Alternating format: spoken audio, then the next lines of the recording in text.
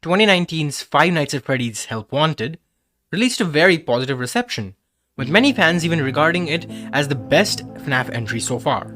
Then, it was quickly swept under the shadow of Security Breach's hype in 2020, and with how that entry was considered by most as a letdown, many people lost their trust and interest in the franchise. With all that happening, Help Wanted very quickly became a forgotten experience, as new fans who joined the fandom through Security Breach didn't resonate well with FNAF's old style, which was very prevalent in the VR experience. However, with its recent resurgence in popularity due to the sequel's launch, which is fast approaching, today I want to talk about the DLC for the game, which I think is a very underrated experience.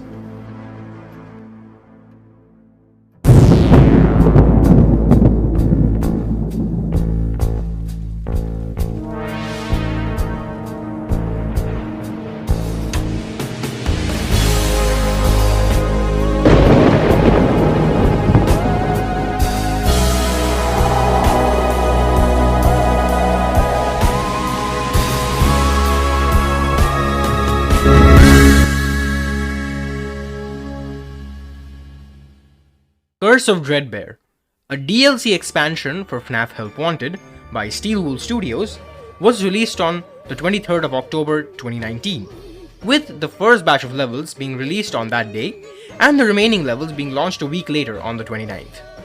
By the time you're watching this, it's probably already crossed its 4th anniversary actually. What's so fascinating about this DLC, for me at least, are the stunning Halloween aesthetic visuals, which I must say are quite an upgrade from the base game, especially some of the character models.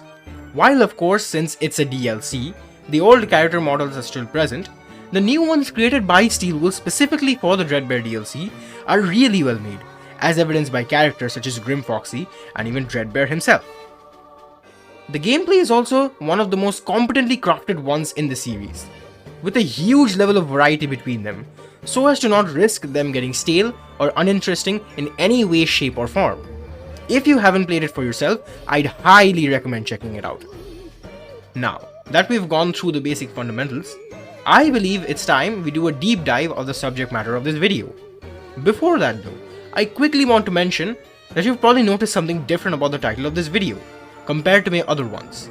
Yes, this is an interactive video essay, in the sense that you, the viewer, will have the opportunity to choose what to watch for yourself.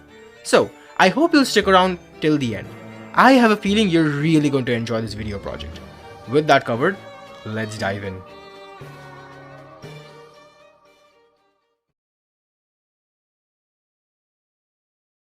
After the opening cutscene, where the looming Dreadbear makes his presence known, we're brought to the main area of the DLC.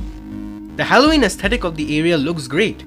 The jack-o'-lanterns spread all across the area, a suspiciously indicative purple car kept not too far from us, a banner for a supposed Fall Fest in 1983, and a just as suspicious FNAF 4 house being present off at a distance makes this quite an interesting set piece. I will say, however, that the menu in blacklight doesn't look nearly as good.